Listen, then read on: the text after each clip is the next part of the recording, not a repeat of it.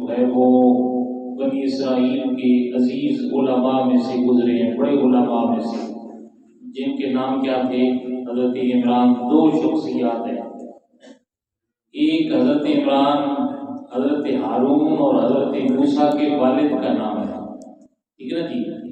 اور یہاں جو صورت آل عمران ہے، اس میں وہ عمران مراد نہیں ہے، بلکہ اس میں حضرت مریم کے جو والد ہیں ان کا نام بھی عمران تھا۔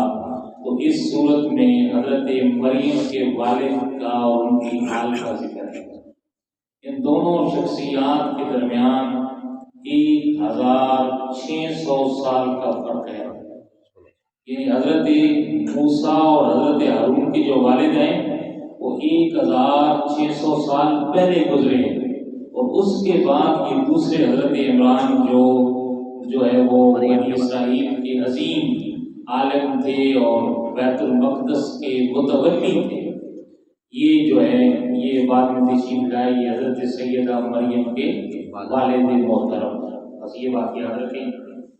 اب اس کی فضیلت آل عمران کی صورت کی بے شمار احادیث ہیں، دو حدیثیں میں آپ کے سامنے رکھنا چاہتا ہوں۔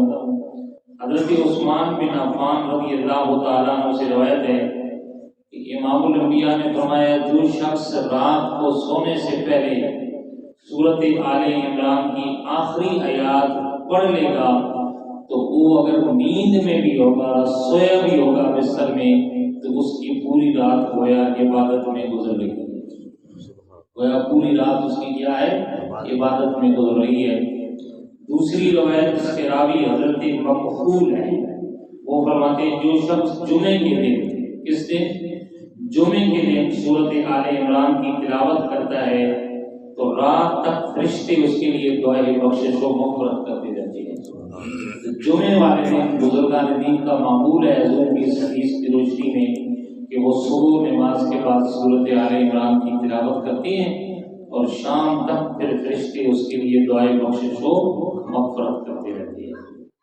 اچھا جی، بہت سے اس کے اندر مضامین ہیں اجمالی جن کا میں آپ کے سامنے ذکر کرنا چاہتا ہوں۔ اس کے اندر جو مرکزی مضمون ہے وہ حضرت مریم کی ولادت ہے اور ان کی جو پرورش ہے اس کا ذکر ہے، اور پھر وہ جو عبادت کرتی تھی نا حضرت مریم، تو اللہ کی طرف سے آسمانوں سے آپ کے پاس بے موسم پھل اور رزق آتا تھا، اس کا ذکر اللہ تبارک و تعالیٰ نے اس صورت میں ارشاد فرمایا۔ اس کے بعد حضرت زکریا جن کی کفالت میں حضرت مریم تھی، آگے میں اس کی تھوڑی سی تفصیل بیان کرتا ہوں۔ اللہ کے نبی ہیں حضرت زکریا، اور حضرت عمران یعنی مریم کے والد کے بعد دوسرے خانہ کعبہ کے بیت المقدس کے ان کے بعد متولی حضرت زکریا تھے۔ تو حضرت زکریا اللہ کے نبی ہیں، آپ کی اولاد نہیں تھی، تو آپ نے وہاں دعا مانگی تھی جہاں حضرت مریم پہ رب کی طرف سے جنتی پھل آیا کرتے تھے، اس حجرے میں۔ تو پھر حضرت زکریا کی دعا قبول ہوئی تھی اور اللہ نے آپ کو یحییٰ جیسا بیٹا عطا فرمایا۔ اس کا ذکر جو ہے وہ اللہ تبارک و تعالیٰ نے کیا ہے۔ پھر حضرت مریم کو حضرت عیسیٰ کے ولادت کا خوشخبری سنائی گئی، پھر حضرت عیسیٰ کی ولادت ہوئی، پھر حضرت عیسیٰ کے جو معجزات ہیں ان کا ذکر کیا گیا، اور جو واقعات آپ کی ولادت کے وقت پیش آئے ان کا ذکر تفصیل کے ساتھ اس صورت میں بیان کیا گیا۔ حضرت سیدنا عیسیٰ علیہ السلام کی 4 معجزات بڑے اہم ہیں جو اس صورت میں بیان ہوئی ہے۔ ایک تو یہ کہ آپ رب کے حکم سے مردوں کو زندہ فرما دیا کرتے تھے، دوسرا آپ کا معجزہ یہ ہے کہ آپ کوڑیوں کو اور جو نابینا لوگ تھے ان پہ ہاتھ پھیرتے تو اللہ ان کو شفا عطا فرما دیتا تھا، بس چلا جاتا تھا، کوڑ چلا جاتا تھا، بدن صاف شفا ہو جاتا تھا، اور نبیوں کو اللہ بینائی عطا فرما دیتا تھا۔ تیسرا معجزہ یہ بیان کیا کہ آپ کی امتی آپ کے پاس آتے تو آپ ان کو خبر دیتے کہ تم گھر میں کیا کھا کے آئے ہو اور کیا چھوڑ کے آئے ہو، تمہارے گھر میں آج کیا پکا ہے، تم نے کیا کھایا کیا چھوڑا، یہ اللہ کے نبی اپنے غلاموں کو خبر دیا کرتے تھے۔ اگر جناب عیسیٰ کے علم کی یہ شان ہے تو پھر علم مصطفیٰ کا مقام و مرتبہ کتنا بڑا ہے، ٹھیک ہے نا جی۔ ان کو اللہ نے پھر کتنا علم عطا فرمایا ہے اس کا اندازہ نہیں لگایا جا سکتا۔ اس کے بعد آپ پرندوں کی مورتیں بنا کر ان میں سور پھونکا کرتے تھے اور پھر رب کے حکم سے وہ بھی زندہ پرندے بن جایا کرتے تھے۔ ان واقعات کا ذکر اللہ نے فرمایا۔ اس کے بعد اس سورت کے اندر اللہ تبارک و تعالیٰ نے رب کی وحدانیت، رسول اللہ کی رسالت اور قرآن کی حقانیت کو بیان فرمایا ہے کہ رب وحدہ لا شریک ہے، محمد صلی اللہ علیہ وسلم ان کے رسول اور ساری کائنات کے نبی ہیں، اور قرآن حق اور سچ کی کتاب ہے، اس کو اللہ نے بیان فرمایا ہے۔ اس کے بعد اللہ تبارک و تعالیٰ نے اس بات کو بیان کیا ہے کہ وہ جو عیسائی نجران کا ایک وفد رسول اللہ سے ملنے مدینہ میں آیا تھا، جنہوں نے حضرت عیسیٰ کے بارے میں رسول اللہ سے جھگڑا کیا تھا، اس واقعے کو اللہ تبارک و تعالیٰ نے اس قرآن مجید میں بیان فرمایا ہے۔ اس کے بعد جو ہے وہ میثاق جو اللہ نے نبیوں سے عالم ارواح میں میرے نبی کا میثاق لیا تھا میرے نبی کے بارے میں، اس کو اللہ نے بیان فرمایا، وہ تھوڑی دیر میں تفصیل بیان کرتا ہوں۔ اس کے بعد مکہ مکرمہ کے اندر جو اللہ کا گھر خانہ کعبہ ہے، اس کی عظمت کو اللہ تبارک و تعالیٰ نے بیان فرمایا ہے، جہاد کی فضیلت اور سود کی حرمت کو بیان کیا ہے، اور زکوٰۃ نہ دینے والوں کی سزا اللہ نے اس صورت میں بیان فرمائی ہے۔ غزوہ احد اور غزوہ بدر کا ذکر خیر کیا گیا۔ اچھا جی، امت کی خیر خواہی میں مال خرچ کرنا، لوگوں پہ احسان کرنا اور بخل نہ کرنا، اس کے فضائل اللہ تبارک و تعالیٰ نے بیان فرمائے۔ شہید زندہ ہیں، ان کو رب کی بارگاہ میں رزق دیا جاتا ہے، اس چیز کو اللہ تبارک و تعالیٰ نے بیان فرمایا۔ اس سورت کے آخر میں اللہ تبارک و تعالیٰ نے یہ بات بیان کی ہے کہ جو ہے زمین و آسمان کے اندر جتنے بھی موجود عجائب و غرائب ہیں، ان پہ بندے کو غور کرنے کا حکم دیا، اور جہاد کا، صبر کرنے کا، اور اسلامی جو سرحدیں ہیں ان کی نگہبانی کرنے کا حکم اللہ تبارک و تعالیٰ نے ان صورتوں کے اندر، اس صورت کے اندر دیا ہے۔ بہت سے واقعات ہیں جو تفصیل طلب ہے، لیکن وقت نہیں ہوتا، میں ایک دو باتیں اشارہ عرض کرنا چاہتا ہوں۔ ایک حضرت سیدہ مریم کی ولادت، آپ کی والدہ کا نام حضرت حنا ہے۔ آپ کے والدہ کے ہاں کوئی اولاد نہیں تھی، تو آپ کی والدہ نے آپ کے والد عمران کو بتائے بغیر ایک دن منت مانگی کہ اللہ اگر تو مجھے اولاد عطا کرے گا تو اس اولاد کو میں تیرے گھر بیت المقدس کی خدمت کے لیے چھوڑ دوں۔ تو پھر اللہ تبارک و تعالیٰ نے حضرت حنا حضرت مریم کی والدہ کو حاملہ کر دیا۔ جب ان کے بدن میں بچہ آ گیا، امید سے ہوئی کہ انہوں نے اس اپنی نظر کا ذکر اپنے خامد سے کیا، حضرت عمران سے۔ تو انہوں نے اس وقت حیرت کا اظہار کیا کہ اللہ کی بندی، تم نے یہ کیسی منت مانگی ہے؟ اگر بچی پیدا ہوئی تو اس کو ہم بیت المقدس کی خدمت کے لیے کیسے چھوڑیں گے؟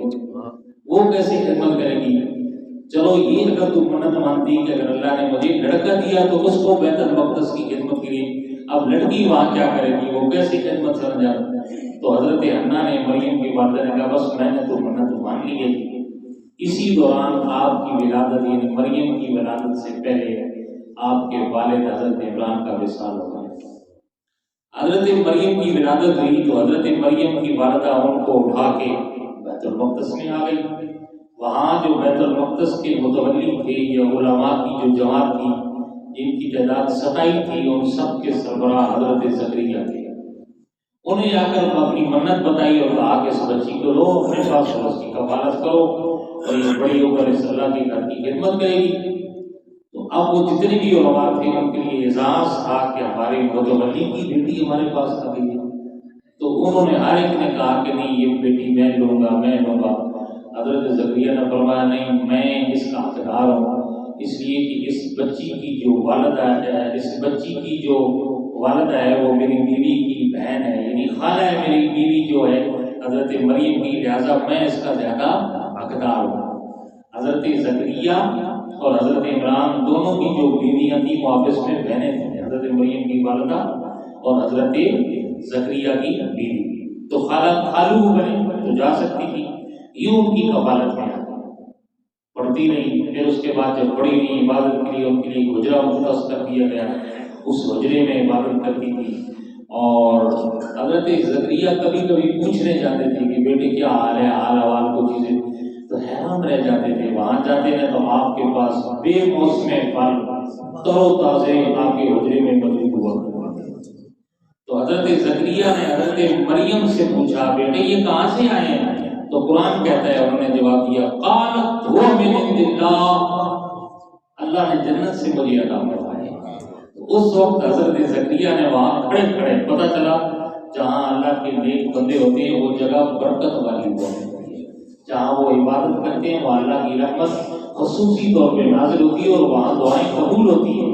اللہ کا نبی دعا کر رہا ہے اللہ جس طرح تو مریم کو بے موسم اللہ عطا کر دیتا ہے اسی طرح کرم فرما مجھے بھی بے موسمی اولاد عطا فرما. کہ اس وقت آپ کا بڑھاپا تھا, بظاہر اولاد کے امکان نہیں تھے, لیکن رب کی بارگاہ میں تو کوئی کمی نہیں ہے. تو پھر آپ نے دعا مانگی, اللہ نے حضرت زکریا کی دعا کو قبول کیا, جبریل کو بھیجا اور پھر بیٹا اور بیٹے کا نام بھی خود میرے رب نے تجویز فرمایا. فرمایا میرے زکریا اللہ میں تجھے ایک بیٹا عطا کروں گا جس کا نام یحییٰ ہوگا, جو بڑا حلیم ہوگا. ان کی صفات بھی بیان کی ہیں, بڑا خوبصورت بھی ہوگا, صبر والا بھی ہوگا.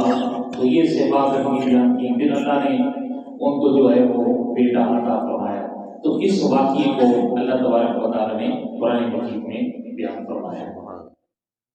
اس کے بعد دوسرا ہے واقعہ کہ نجران کے عیسائی ایک مرتبہ مدینہ میں آئے اور حضور سے اس بات پہ بحث کرنے لگے کہ حضرت عیسیٰ نعوذ باللہ خدا کے بیٹے ہیں. حضور نے فرمایا نہیں, وہ خدا کے بندے اور خدا کے نبی ہیں, بیٹے نہیں ہیں. تو عیسائیوں نے کہا کہ محمد یہ بتائیں آج دن تک کبھی کوئی بندہ بغیر باپ کے پیدا ہوا؟ لہذا یہ نعوذ باللہ خدا کے بیٹے ہیں. تو حضرت حضور اکرم صلی اللہ علیہ وسلم نے ان کی اس دلیل پہ بڑی پختہ دلیل دی. آپ نے فرمایا عیسائیوں مجھے یہ بتاؤ کیا تم حضرت آدم کو اللہ کا بندہ کہتے ہو کہ نہیں کہتے؟ انہوں نے کہا جی ہم اللہ کا بندہ کہتے ہیں. تو فرمایا حضرت آدم تو وہ ہیں جن کے نہ باپ ہے نہ ماں ہے. اللہ نے بغیر ماں اور باپ کو ان کی تخلیق کی ہے. اگر تم ان کو اللہ کا بندہ کہنے میں تمہیں کوئی حرج نہیں ہے تو حضرت عیسیٰ تو بغیر باپ کے ہیں, ان کو بندہ کہنے میں کیا تمہیں حرج ہے؟ تو بجائے حق قبول کرنے کے وہ انکاری ہو گئے. انہوں نے کہا جی ہم نہیں کرتے اس بات کا, ہم نہیں مانتے. تو پھر اللہ نے جبریل کے ذریعے سے وحی نازل کری تھی, اے پیارے نبی کو کہہ دو کہ تم بھی اپنی اولاد لے آؤ میں بھی لے آتا ہوں, تم بھی اپنے آپ کو لے آؤ میں بھی لے آتا ہوں, تم بھی اپنے گھر والے لے آؤ عیسائیوں میں بھی لے آتا ہوں. اور کھلے میدان میں جا کر مبارہ کرتے ہیں. مبارہ یہ کہ رب کی بارگاہ میں دعا کرتے ہیں جو جھوٹا ہوا اس پہ آگ آئے گی وہ تباہ ہو جائے گا, اور جو سچا ہوا اللہ اس کو بچا دے گا. یہ مبارہ ہے. اب اللہ فیصلہ کرے گا نہ تو ابنانا وابناکم ونسانا ونساکم وانفسنا وانفسکم, یہ سارے اس میں کہ اے پیارے بیٹوں کو کہہ لو کہ پکارو اپنے آپ کو, تم اپنے بچوں کو, اپنی اولادوں کو, اپنے گھر والوں کو لے آؤ میں بھی لے آتا ہوں. پھر انہوں نے کہا کہ ٹھیک ہے. ان کا جو وفد کا بڑا سربراہ تھا 4 روز کے بعد بندے آئے تھے جو حضور سے ملنے آئے. ان میں سے ایک آیا تھا جو نائب تھا, اس نے کہا جی ٹھیک ہے ہمیں مبارہ منظور ہے. وہ اپنے خیمے میں یا جامع مدینہ میں ٹھہرے ہوئے تھے, وہاں چلے گئے. اور ادھر حضور نے کیا کیا, حضرت علی کو ساتھ لیا, سیدہ فاطمہ کو ساتھ لیا, حسن کو ساتھ لیا.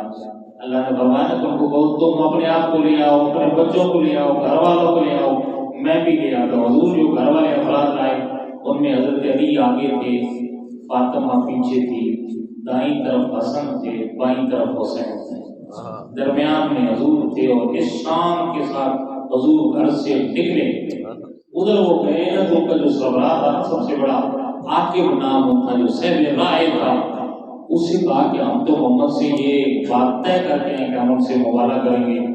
تو انہوں نے کہا تم پاگل تو نہیں ہو گئے, تم نے اپنی کتابوں میں پڑھ لیا ہے کہ یہی باقی آخری نبی ہے, اور اگر تم مبارہ کرو گے تو یاد رکھنا تباہ و برباد ہو جاؤ گے. اب کیا کریں، جاؤ دوبارہ ان سے صلح کی درخواست کرتے ہیں۔ وہ گھر سے نکلے اس نیت سے، حضور گھر سے اس نیت کے ساتھ نکل رہے تھے کہ شاید وہ ہمارے مقابلے میں آ رہے ہیں، مبالغہ کریں گے۔ تو آپ کے ساتھ کیا کون تھے؟ علی تھے، حسن تھے، حسین، فاطمہ تھے۔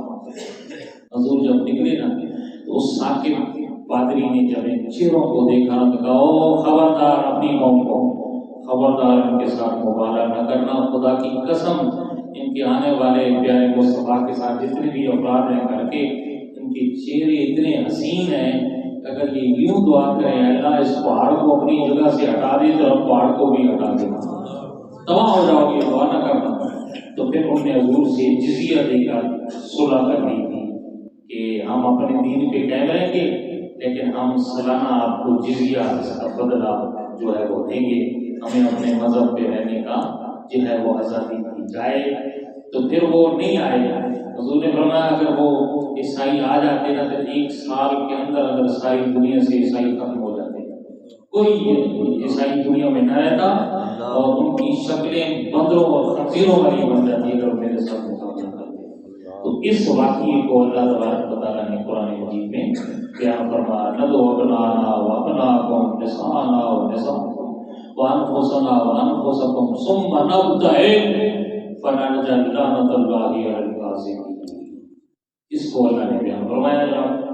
اس کے بعد میثاق، ایک بات اللہ تعالیٰ میں ابھی دنیا میں کوئی انسان بھی نہیں آیا تھا تو ساری انسانیت سے 2 وعدے لیے تھے، قرآن میں موجود ہے جناب کسی صورت میں۔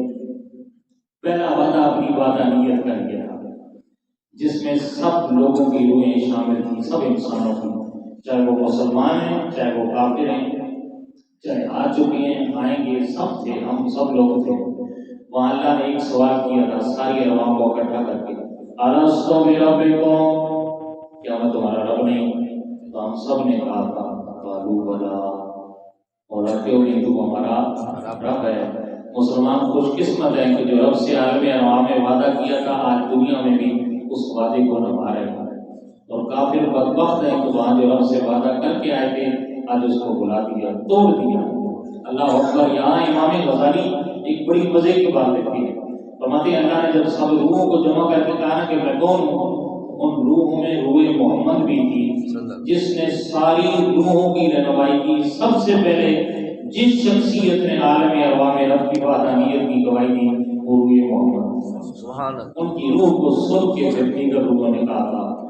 دوسرا اللہ نے ایک میثاق، ایک وعدہ لیا تھا، صرف نبیوں کو بلایا تھا، یعنی جنہوں کو نبی بنانا تھا، جن کو نبوت عطا کرنی تھی، ان ارواحوں کو اکٹھا کیا، اور اللہ نے فرمایا وَإِذَا أَخَذَ اللَّهُ مِيثَاقَ النَّبِيِّينَ لَمَا آتَيْتُكُم مِّن كِتَابٍ وَحِكْمَةٍ ثُمَّ جَاءَكُمْ رَسُولٌ مُصَدِّقٌ لِّمَا مَعَكُمْ لَتُؤْمِنُنَّ بِهِ وَلَتَنصُرُنَّهُ۔ اللہ فرماتا ہے یاد کرو اس وقت کو جب ہم نے عالم ارواح میں سارے نبیوں سے یہ پختہ وعدہ لیا، اے نبیوں تمہیں حکمت بھی دیں گے، تمہیں کتابیں بھی دیں گے، پھر تمہارے بعد عظمتوں والے رسول تشریف لائیں گے، تم نے اس پہ ایمان بھی لانا ہے، ان کی مدد بھی کرنی ہے۔ یہ اللہ نے سارے نبیوں سے وعدہ لیا تھا، کس کے بارے میں؟ ذات مصطفیٰ کے بارے میں، کہ تمہارے بعد عظمتوں والے رسول آئیں گے، اس سے مراد رسول اللہ کی ذات ہے۔ یہاں سے پتہ چلا کہ حضور کا ذکر کرنے کے لیے جمع ہونا یہ نبیوں کی سنت ہے، رسول اللہ کا ذکر سنانا یہ رب کی سنت ہے۔ کوئی عالم ارواح میں جلسہ ہے، باقاعدہ اللہ نے نبیوں کو بلا کے جلسہ کیا اور میرے نبی کی عظمت بیان کی۔ انصاف سے بتاؤ کیا اسی کا نام میلاد النبی نہیں؟ ہم حضور کا میلاد میں اور کیا کرتے ہیں؟ حضور کی عظمت ہی بیان کرتے ہیں، حضور کی معجزات ہی بیان کرتے ہیں۔ یہ کام تو سب سے پہلے اللہ نے عالم ارواح میں خود کیا، نبیوں کو لوگوں کو اکٹھا کر کے رسول اللہ کی عظمت اور شان کو بیان فرمایا۔ فرمایا میں تمہیں اس سے یہ بھی پتہ چلا کہ دنیا میں آ کے کوئی نبی نہیں بنتا، نبی پہلے سے نبی ہوتا ہے۔ اللہ نے جس کو نبی بنانا تھا پہلے ہی بنا دیا، دنیا میں آ کر وہ اعلان نبوت کرتا ہے، چاہے وہ گھوڑے میں کرائے اللہ کہ اس کی مرضی ہے جیسے کہ عیسیٰ سے کرائے، چاہے 40 سال کے بعد اعلان نبوت کرائے جیسے کہ محمد رسول اللہ سے کرائے۔ یہاں اعلان نبوت ہوتا ہے، نبی دنیا میں آ کر نہیں بنتا۔ اچھا جی، سوال یہ ہے اللہ نے نبیوں سے وعدہ لیا کہ تم نے میرے نبی پہ ایمان نہیں لانا ہے، ان کی مدد بھی کرنی ہے، جب رسول تشریف لائے تو سارے نبی آگے جا چکے تھے، اب ایمان کیسے لائیں گے، مدد کیسے کریں گے؟ تو علماء نے فرمایا اس کا عملی نمونہ معراج والی رات اللہ نے دکھایا۔ بیت المقدس میں سارے نبیوں کو اکٹھا کیا، حضور گئے، سارے نبی مقتدی بنے کہ نہیں بنے؟ حضور امام بنے، یہ ایمان لانا ہوا۔ حضور کی مدد، حضور کی امت کی مدد، سارے نبیوں کے نمائندے بن کر قرب قیامت جناب عیسیٰ زمین پہ آئیں گے۔ جب دجال کا فتنہ برپا ہوگا، حضرت عیسیٰ اس کا مقابلہ کر کے اس کو نیست و نابود کر دیں گے۔ یہ امت کے ساتھ کیا ہے؟ مدد ہے۔ اس کو اللہ تبارک و تعالیٰ نے بیان فرمایا۔ آخری بات جناب، خانہ کعبہ کی عظمت کو اللہ نے بیان فرمایا۔ ان اول بیت وضع للناس للذی ببکۃ مبارکا وہدی للعالمین۔ خانہ کعبہ پہلا گھر ہے جو لوگوں کی عبادت کے لیے بنایا گیا بکہ میں۔ مکہ کا دوسرا نام کیا ہے؟ بکہ۔ کیا ہے؟ آج بھی اہل عرب جاؤ تو مکہ کو بکہ بکہ ہی کہتے ہیں، ٹھیک ہے؟ یہ بکہ قرآن میں موجود ہے۔ میم اور با دونوں غریب المخارج ہیں، لہذا اس کو بکہ بھی پڑھا جاتا ہے، بکہ بھی پڑھا جاتا ہے، دونوں نام ہیں اس کے، ٹھیک ہے نا جی؟ تو یہاں اللہ نے قرآن میں کیا کہا؟ بکہ کہا۔ بکہ سے مراد مکہ مکرمہ ہے، وہاں اللہ کا گھر ہے جو عبادت کے لیے بنایا گیا ہے۔ سب سے پہلے خانہ کعبہ کو ایک روایت میں فرشتوں نے بنایا۔ کس نے بنایا؟ فرشتوں نے۔ اللہ نے جب نظام کائنات قائم کیا، زمین و آسمان کو بنایا، تو زمین پہ کچھ فرشتے چھوڑ دیے اپنی عبادت کے لیے، نظام چلانے کے لیے، آسمانوں والے۔ اچھا، جو زمین والے فرشتے تھے نا، آسمان والے فرشتوں کو دیکھتے تھے تو ان کو ایک فضیلت حاصل تھی۔ وہاں ایک اللہ کا گھر ہے جس کو بیت المعمور کہتے ہیں، تو آسمان کے فرشتے وہاں عبادت بھی کرتے تھے اور بیت المعمور کا طواف بھی کرتے تھے۔ زمین کے فرشتوں کو یہ ثابت نہیں کی، وہ گھر نہیں تھا زمین پہ اللہ کا، تو ان کے دل میں بھی نا شوق پیدا ہوا طواف کا۔ تو رب کی بارگاہ میں دعا کی، مولا جس طرح بیت المعمور بنایا نا آسمانوں پہ، اس طرح زمین پہ بھی تو گھر بنا دینا، ہم تیری عبادت کے ساتھ ساتھ اس کا طواف کریں۔ اس وقت اللہ نے فرشتوں کو حکم دیا کہ بیت المعمور کے عین زمین کے مقابل نیچے زمین پہ ایک میرا گھر بناؤ۔ اس گھر کا نام کیا ہے؟ خانہ کعبہ۔ یہ سب سے پہلے ان اول بیت، یہ اللہ کا سب سے پہلا گھر عبادت کے لیے زمین پہ فرشتوں نے بنایا، پھر آدم صفی اللہ نے بنایا، پھر ابراہیم جو ہے خلیل اللہ نے بنایا، پھر اہل قریش نے بنایا جب حضور کی عمر 35 برس تھی اور حضور نے خود اس تعمیر میں حصہ لیا، ٹھیک ہے نا جی؟ اور اس کے بعد پھر 5ویں مرتبہ جو ہے حضور کے دور دورس کے بعد حضرت سیدنا عبداللہ بن زبیر نے بنایا، اور پھر 6 مرتبہ حجاج بن یوسف نے، آج تک بنیادی طور پہ حجاج بن یوسف کا یہ خانہ کعبہ بنا ہوا ہے۔ بعد میں حکمران آئے، انہوں نے چاہا کہ ہمیں اعزاز مل جائے، خانہ کعبہ کو دوبارہ بنائیں، لیکن امام مالک نے فتویٰ جاری کر دیا کہ آج کے بعد خانہ کعبہ کو نئے سرے سے بالکل شہید کر کے کوئی نہیں بنائے گا، یہ ہر حکمران کا کھیل بن جائے گا، لہٰذا جس طرح ہے اسی طرح رہے گا، آج بھی اسی طرح خانہ کعبہ۔ تو اس کو سب سے پہلے بنایا گیا، عظمت والا ہے جی، برکت والا ہے۔ برکتوں کا کیا کہنا، صرف ایک حدیث سنیں، حضور نے فرمایا ہر روز 120 رحمتیں خانہ کعبہ پہ نازل ہوتی ہیں۔ سبحان اللہ، کتنی؟ 120 رحمتیں خانہ کعبہ کے دیکھنے والوں کے لیے، 40 وہاں نماز پڑھنے والوں کے لیے، 60 وہاں طواف کرنے والوں کے لیے۔ جب بندہ خانہ کعبہ کا طواف کر لیتا ہے تو ایک ندا دینے والا فرشتہ ندا دیتا ہے، اللہ کے بندے جاؤ اس حال میں کہ اللہ نے تیرے پچھلے گناہ معاف فرما دیے۔ خانہ کعبہ کو دیکھنا بھی عبادت ہے۔ حضور نے فرمایا من نظر الی الکعبۃ ایمانا وتصدیقا غفر له ما تقدم من ذنبہ، جو ایمان کے ساتھ، محبت کے ساتھ ایک نگاہ خانہ کعبہ پہ ڈالتا ہے، اللہ تبارک و تعالیٰ اس کے بھی پچھلے گناہ معاف فرما دیتا ہے۔ اس لیے حضور نے فرمایا وہاں جب تم خانہ کعبہ کی زیارت کے لیے جاؤ تو سب سے پہلی نظر جب خانہ کعبہ پہ پڑے تو جو دعا کرو گے اللہ تمہاری دعا کو قبول فرمائے۔ اتنی حیبت اور اتنی قبولیت اللہ نے اپنے اس گھر کو عطا فرمائی۔ تو بعد میں پھر حضور کی خواہش پہ اللہ نے اسی خانہ کعبہ کو مسلمانوں کا قبلہ بنا دیا۔ کیا بنا دیا؟ قبلہ بنا دیا۔ اور بھی بہت سے مضامین ہیں، اللہ کی بارگاہ میں دعا ہے اللہ عمل کی توفیق نصیب فرمائے۔